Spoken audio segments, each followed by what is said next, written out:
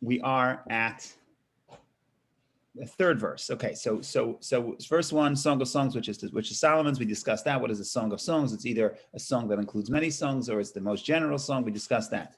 Then we say, let him kiss me with the kisses of his mouth, for your love is better than wine. Person wants a kiss. Well, we discussed what the kiss was. We also discussed in verse 3 last week, we discussed, because of the fragrance of your bodily oils, your name is oil poured forth. In other words, we don't want the fragrance, we want the oil. And we discussed what fragrance was, what the oil was. We discussed what the kiss was. So I'm just going to do a quick summary, and then we move to the second half of verse 3, where there's another whole dimension that we have to decipher, and that is the end of the verse says, therefore the maidens loved you. Who are the maidens? Right? This is a girl speaking to her beloved, and she says, I'm not the only one who loves you. There are many people who love you. Maidens love you. I guess that's the way of she's saying she's not just liking, her love is not, the person she loves is not just just a standard person, but this is a popular guy. Everybody loves him. So who are the maidens? That's what we're going to get to in a moment. Before we do that, quick review. What is the kiss? She says, I want to be kissed by the kiss of your mouth. So Rashi says, in the historical view, Rashi says the Jewish people during the exile, they want to communicate with God, just like God communicated with them at Sinai. At Sinai, there was face-to-face revelation. At Sinai, there were secrets of the Torah had been revealed. And we say we want, and now during the exile, the girl, the Jewish people, the young girl says to her beloved, please, she wishes that her beloved comes and kisses her. What is that? Reveal himself to us face-to-face, and that is give us the secrets of the Torah that are going to come out in the times of Mashiach. And now it's already the taste. We mentioned this last time. It's Friday afternoon. Historically, we're in the 6th millennium in the afternoon. So we're already getting the tastes of the secrets of the Torah because we're already tasting the Shabbat food, but we really want the food, we want the kiss. Then we say, we smell your fragrance. And because your fragrance is so powerful, therefore all the maidens love you. So what are the fragrance? So we mentioned that the Malbim taught as follows, very interestingly. He says, the girl is saying, she's yearning for her husband, please come and kiss me. Obviously he can't, for not her husband, for the beloved, for the man. Please come and kiss me. Obviously he can't, there's a barrier. What's the barrier? Says the Malbim, the barrier is the material body, the physicality. The soul cannot be intimately connected to spirituality when it's in the physical body. So the body is the barrier. But then she says there's something that crosses through the barrier. That's the fragrance. A person can be on the other side of the barrier. You could still smell them. What's the fragrance? So the Malbim says the wisdom. If you understand God, then even though the soul is not intimately connected to God the way she was in heaven, but there definitely is a connection. That's the fragrance. That is the fragrance according to the Malbim. She doesn't want the fragrance. What does she want? She wants a kiss. What's the kiss? Says the Malbim, kiss is prophecy. Prophecy is the awareness that's much more real. If I know something, I know it, but it's abstract. It's not real. Prophecy is the experience of feeling this to be real. And that I can't do on my own. That is a gift from Hashem. It's a gift from above. Either there are many dimensions of prophecy, but when you have that awareness that comes in a very powerful way, more than just the awareness that the intellect could create, right? Because I have intellect, but I can come, it doesn't necessarily, it's still abstract. As we all know, all the stories that just knowing something doesn't mean you're going to do it. I could know that something is bad for my health, and I could be the world's expert in how terrible this thing is for my health, and I could still engage in it. Why? Because knowledge is abstract, but it's not real to me. When it becomes real to me, for whatever reason, if something becomes real to me, all of a sudden, now that's knowledge, that's prophecy. So what we're saying here is that the soul really could connect to God through a kiss or through fragrance. Fragrance is more abstract, and that's wisdom. But the soul wants kiss, the soul wants prophecy. That was the Malbim. And then we added that the Hasidic interpretation flips everything on its head. And what is the kiss? The kiss is the actual intimacy of bonding with God through doing a physical mitzvah in this world. That's what we said, because according to the Hasidic movement, the only way you can get to the essence of God, ironically, is doing God's will. So even if you're doing it in a physical way, but that is deeper than understanding, because awareness, we mentioned wine. Wine reveals the secrets.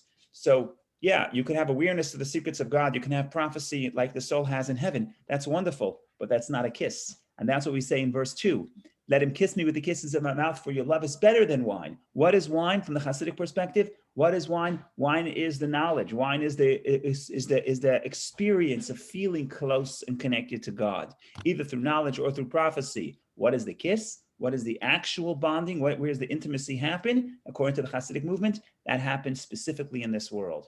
And that's the difference between, I think we mentioned it last week, I'm not sure, that between the fragrance and the oil. That's verse 3. Because of the fragrance of your goodly oils. So there's the fragrance of your goodly oils. Okay, I don't know who translates this.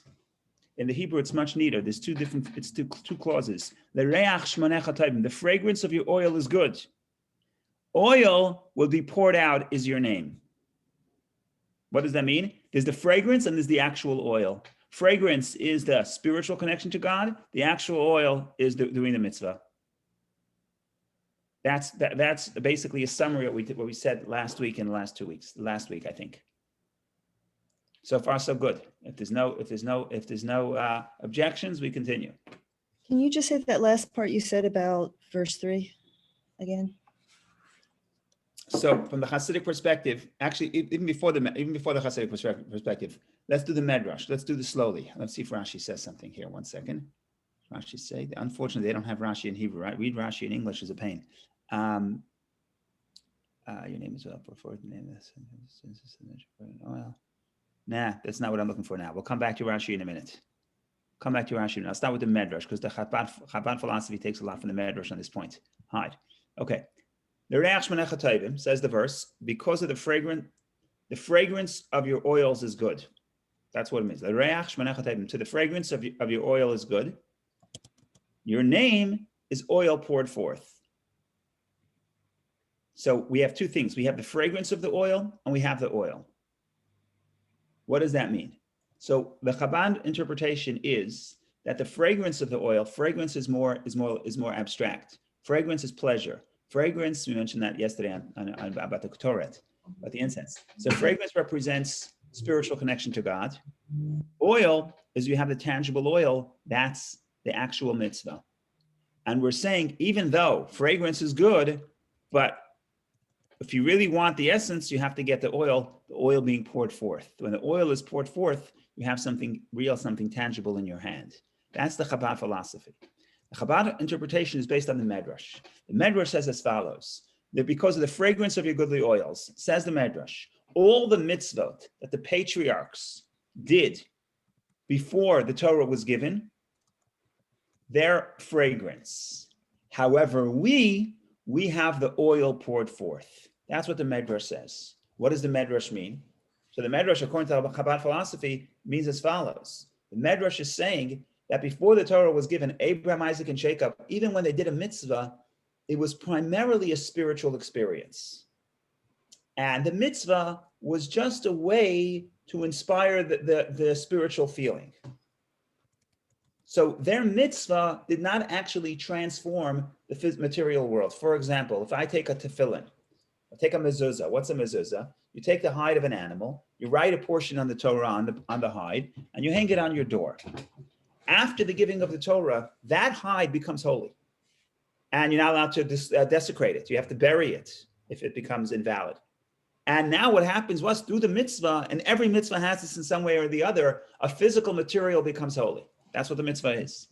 Before the Torah was given, however, the Zohar says as follows. The Zohar says, it's a very interesting Zohar, but I don't want to get into it in too detailed, but the Zohar says, if you read the story of Jacob in his father-in-law's house, so he was a shepherd, and the Torah goes into great detail to figure out how he shepherded the flock and how he had a whole deal with his father-in-law about that only certain colored sheeps will he get as his reward, as Jacob would get his reward. So Jacob starts manipulating the genetics by putting colored. He take the sticks and he peeled the sticks in certain ways. So the animals, when they are mating, they're looking at those colors and they give birth with those to offsprings that have those colors. That's what the verse says. The Zohar says, don't make a mistake. Jacob is also, when he puts his maklot, when Jacob has his sticks, he's accomplishing great spiritual things. Says the Zohar, whatever we do with our tefillin, Yaakov did with those sticks. Jacob did with those sticks. Okay, wonderful. So the Hasidic commentaries say 1 second. What happened when Yaakov finished with those sticks? You know what happened? He threw them in the garbage. They're not holy. But 1 second, didn't you just tell me that that was Jacob's equivalent of tefillin? Yes, but Jacob's primary service of God was in the spiritual realms. Our mitzvah is primarily impacting the physical earth. So based on this, the Medrash says, yes, the Avot, the patriarchs, what they did was reach. What they did was fragrance. What they did was tremendous spiritual accomplishments. But they didn't have the tangible oil. The tangible oil, we have God's essence when we do a mitzvah. And because we have God's essence, we have the power to transform the physical. It works both ways. Because you have the essence, you could transform. So that is the Medrash, and the Hasidic interpretation explains it. And this is consistent with what we have been saying last week, that according to the Kabbalistic interpretation, what the soul really wants is the soul wants to be lofty. The soul wants to escape the fragrance and get to the kiss. But what is the kiss? The kiss is prophecy. Prophecy is just a fancy way of saying awareness of God the way the soul had in heaven. And in this world, you could be a great philosopher, you could study Hasidic philosophy, you could study other forms of Jewish philosophy, but is it real? Do you sense God's reality the way you sense a piece of chocolate cake?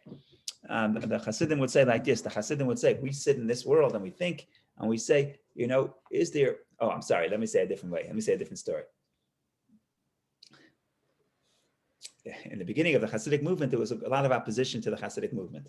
So the people, one time, the Chassid meets a mitnaged, someone who opposed the Hasidic movement. Why they opposed it, a different story. We'll talk about it at a different time. So the Chassid tells this guy, he says, I'm very jealous of you. He says, why? So the Chassid tells this guy, because you're thinking about God all day. We, the Hasidim, we think about ourselves all day.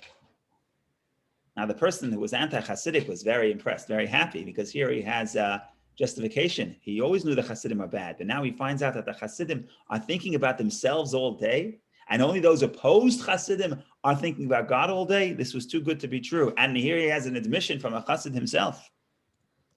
So he says, really, tell me more about it. He says, I'll tell you what, I'll tell you. He says, if you're not going to study Hasidic philosophy, the premise is that you exist. That's the premise. The world exists. I exist. That's the premise. All day long, I'm thinking about, is there a God? Is there not a God? Maybe there is a God. Maybe there is a God. A whole day, I'm thinking about God. You're thinking about God. He says, ask the Hasidim. He says, no, the premise is God exists. That's the absolute truth.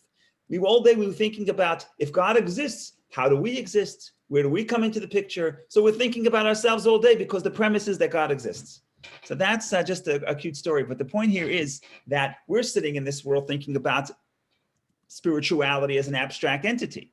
But if we were angels sitting in the spiritual world, we would be sitting and debating, is it true that there's a physical reality? Is it true that there's a place where spirituality is not real? Is it true that there's a place that a piece of pizza is more tangible than godliness? It's an impossibility. And someone says, yeah, I read it in a book. It says somewhere that in the lowest world, you can't see spirit, you can't connect to spirituality. So it's all a matter of perspective. All I'm trying to say here is that according to the Malbim, what the soul yearns for is that clarity of vision that it had in heaven, which is prophecy. According to the Hasidic movement, it's flipped on its head. What the soul really wants is the physical, tangible truth of God, connection to God in this world. And the reason why I spent 20 minutes repeating what we said last week is because it's critical to understand the second half of the verse, which is what we're trying to do this week, second half of the verse of verse 3. Therefore, the maidens loved you. The big question is, who are the maidens? Okay, so that's the big question. Before we even go there, there's all kinds of figures in this book. There's the women talking. There's the woman and man who love each other. There's also the daughters of Jerusalem, which keep reappearing, and then there's the maidens. So we're going to have to try to figure out who's who and what is everybody what does each concept represent? And again, we're going to give multiple interpretations, both the historic and the spiritual and the Hasidic.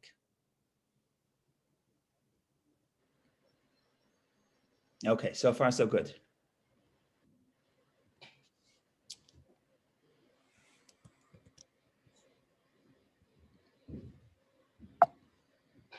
Because of the fragrance of your goodly oils, your name is oil poured forth. Therefore, the maidens loved you. A simple interpretation we'll see in Rashi is because God's fragrance is so powerful, Therefore, he, God, the man, attracts not only the Jewish people, but many other maidens. Many other maidens love God. What are we talking about in the historical perspective? So Rashi is going to say, in short, we'll read it inside, but just a preview. Rashi is going to say, look, we're talking about Sinai, where the Jewish people left Egypt. The fragrance of God spread throughout the earth. What does that mean? The news of the Exodus spread throughout the Middle East. And therefore, there were people, maidens. Maidens means they're not God's beloved, but there are other people, other nations, that because they heard, the fragrance spread to them. So the knowledge, the news of God's power and might spread to them, and therefore they loved God so much, so the extent that they came and they joined the Jewish people. So who are the maidens according to the historical perspective? Says Rashi, it's, for example, Jethro, Moshe's father-in-law, who the Torah says he heard everything that God did to Egypt, and he came. And then you have Rachav. Rachav was the woman, the harlot who was living in Israel, in Jericho, who housed 40 years later who she hid the two spies that Joshua dispatched to see what's going on in the city of Jericho, and then she told them that she wants to join the Jewish people. Eventually, she joined the Jewish people, and she converted. They saved her family, and again, a person who was not the beloved of the man, not God's chosen Jewish people, but because of the news, and she discusses, she says in her conversation with the two spies, and we read it in the Haftorah of, when do we read it?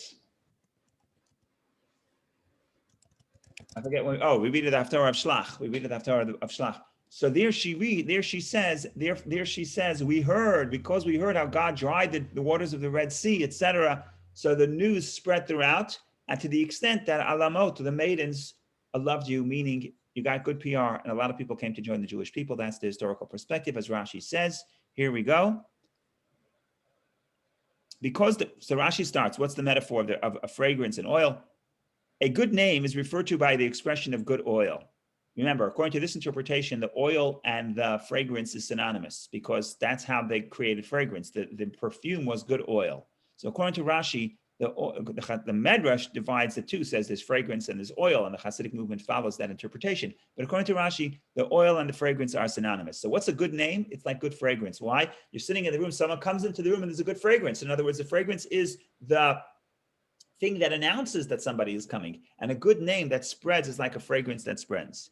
Says Rashi, continues, because of the fragrance of your good oil, that those dwelling on the ends of the earth smelled, those who heard of your good name when you performed awesome deeds in Egypt. In other words, smell travels. So even people living in distant lands heard about the miracles of the Exodus.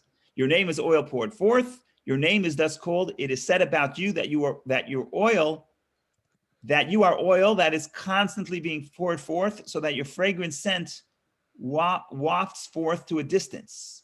For so is the nature of fragrant oil. As long as it is in a settled bottle, its scent does not carry. If one opens it and pours the oil into another vessel, its scent carries. So we're pouring out the oil. Why are we pouring out the oil? You're pouring out the oil because you want the fragrance to emerge. And Rashi makes the point. The Rashi doesn't say it explicitly, but the Medrash says about Abraham. God tells Abraham, move from your land. Go from Ur Kasdim, from Iraq, and go to Israel. Why do you have to move? So the Medrash says you have to shake up the oil for the fragrance to come. When you shake up a person, a metaphor, you make a person leave their comfort zone. It's uncomfortable. It's like pouring the oil. Yeah, but when you pour the oil, that's when the fragrance, that's when the effect, that's when the news starts spreading. So that's very beautiful. Therefore, the maidens loved you. This is what I said earlier. Who are the maidens? Jethro came at the sound of the news and converted.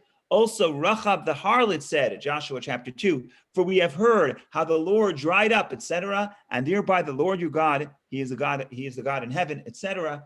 Again, the other people, other nations, other maidens joined the Jewish people and loved God because of the fragrance, because of the news spreading is what Rashi says. And maidens, we say maidens are, in this context, maidens are virgins, since the text compares them to a youth whose beloved holds him dear. And according to the allegory, the maidens are the nations. What's maidens? Maidens are virgins. We're going to discuss that from the Hasidic perspective. But before we get to that, so we have the metaphor is God is the beloved, is the person, the young man, whose beloved, the Jewish people, holds him dear. So who are the nations? The nations are the maidens, and some of the maidens came to join the love of God because of the fragrance.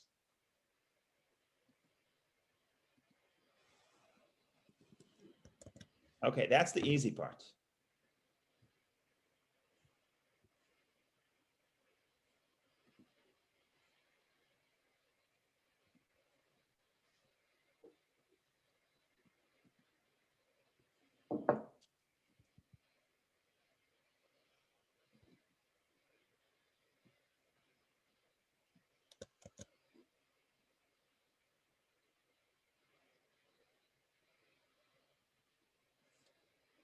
That's the easy part, ladies and gentlemen. Now we're going to go we're going to go back to the Hasidic perspective. The Hasidic perspective tells us as follows. You know what? Give me a second. Let me just take a quick peek and see what the Malbim says on this. Give me just 1 second.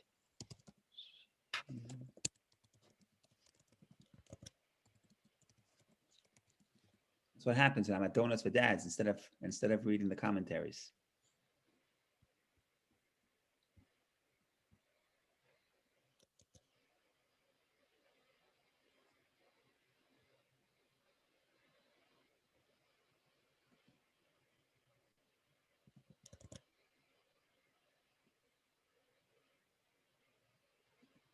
Okay, this is beautiful. Ay. This is beautiful.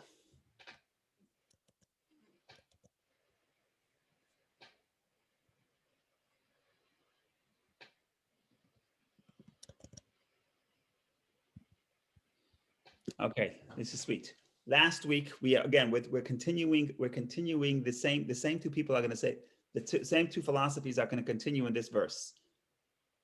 Last week we said the Malbim learns, in other words, the Kabbalistic perspective is that the soul says, I understand you, I have the wisdom, and with wisdom I connect you, but I don't want wisdom, I want the actual prophecy. Says the Malbim, continues, who are the maidens? You're so powerful, you're so amazing, your fragrance is so powerful, therefore the maidens love you. Who are the maidens? According to the Kabbalistic interpretation, the maidens is the faculties of understanding and wisdom. In other words, the human understanding are the maidens. Why? Because they're part of my personality, they're not the soul. The soul that yearns for God is the beloved young woman. Who are the maidens? The maidens exist, but they're not part of this intimate relationship. The maidens is the human intelligence. And what the soul is saying, your fragrance is so powerful. And we said fragrance is the understanding of God. Your fragrance is so powerful. The knowledge of God is so attractive that even the maidens, even my wisdom and understanding, want to connect to God. How much more so the soul itself, right? The soul itself is the one who's intimately connected to God or wants that intimate connection or is part of God. That's the soul. So we have the soul, and then we have the maidens. The maiden is the wisdom and understanding, which is the human intelligence, which is not the core of the soul. So far we have 2 steps, and then we'll give a 3rd step. Historically, the maidens are the converts, Jethro, Rahab, and other people who came to join the Jewish people because of the news of the Jewish people that traveled, because of the miracles that God performs. That's historic perspective. Spiritual perspective is that spiritual perspective is that this fragrance is so powerful. The knowledge of God is so seductive that even the human intelligence, which could learn mathematics, it could learn science, it could do all kinds of things, but even the human intelligence wants and yearns, the fragrance wants to understand God. And then we're going to get to the Hasidic interpretation, which is going to flip it on its head like we did last week. Go ahead, Vicky. Oh, I just had a question about the faculties, the intellectual faculties. Aren't they part of the soul, the attributes of the soul? They are tools of the soul. They are part of the soul, but they're not the soul's core. The soul's core is the spark of God that wants to cleave to its source. And the soul has faculties, but I would even answer differently. I would even say that in addition to the soul's intelligence, we also have human intelligence. The human intelligence is what these Kabbalists are referring to. And I don't want to get too detailed, but we talk about in Tanya, there's the godly soul and there's the animal soul. But if you want to break it down, other places in Hasidic thought, it says really there are 3 souls. There's the godly soul, there's the animal soul, and there's the intellectual soul. The intellectual soul is a person who has the ability to think objectively, even before thinking godly. Godly is transcendent. Part of me doesn't need to transcend it. It wants to understand. It seeks wisdom. It's inspired by wisdom. So within our soul, we have the soul and its intelligence, but then we also have human intelligence. And the human intelligence, what according to the Malbim, what the verse is telling us, the girl is telling her beloved, you're so popular. All the girls love you. All the maidens love you. Who are all the maidens? Even the human intelligence wants you. I for sure want you.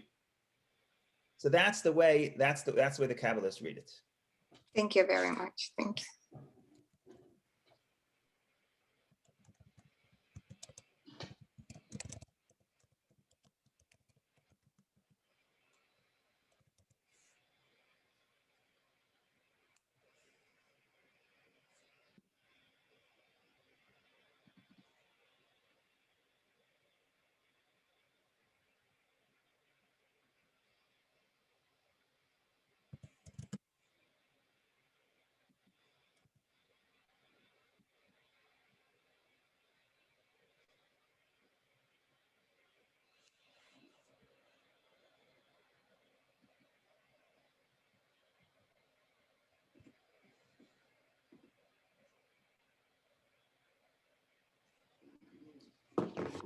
Who are the maidens according to the Hasidic movement, according to the Hasidic philosophy?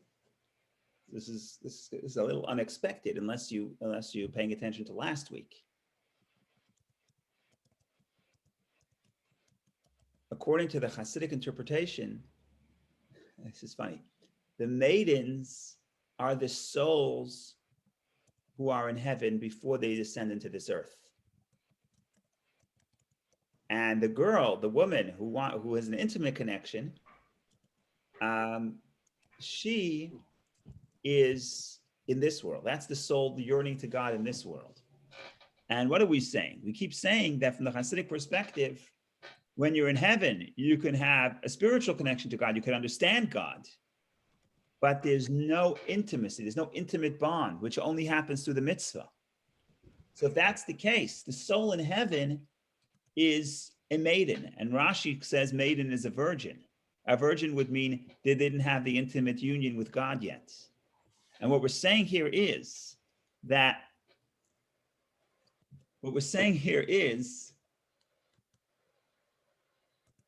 specifically through the oil, it's a little bit interesting here.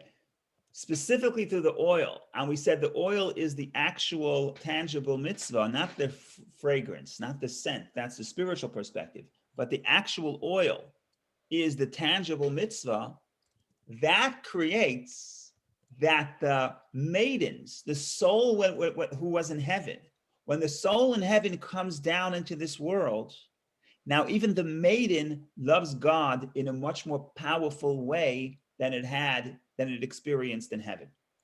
And this is a long-standing Hasidic idea, and that is that ironically, the way love works is that the distance intensifies the love.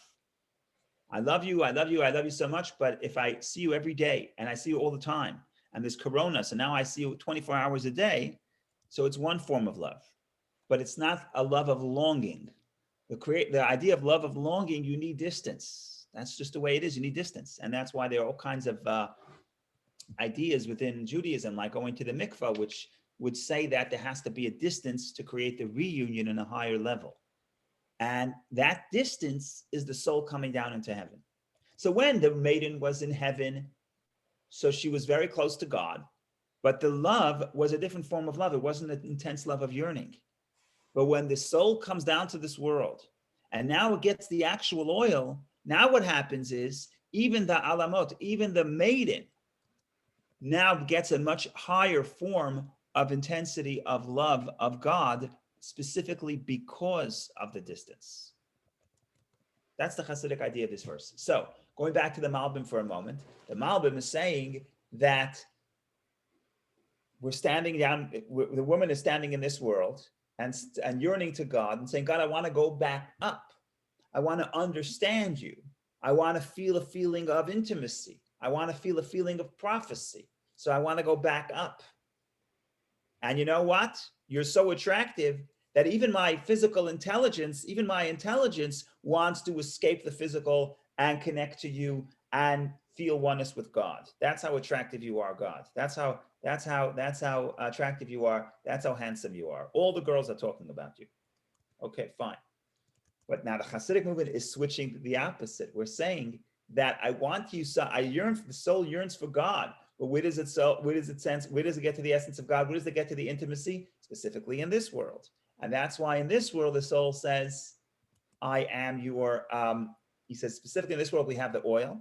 And the oil is so powerful that it gets the maiden, who was the soul in heaven, and gives the maiden an even more deeper, intense love to God because of the distance. So now everything flips. Now it's the soul in heaven yearning to come down here and have an intimate moment with God.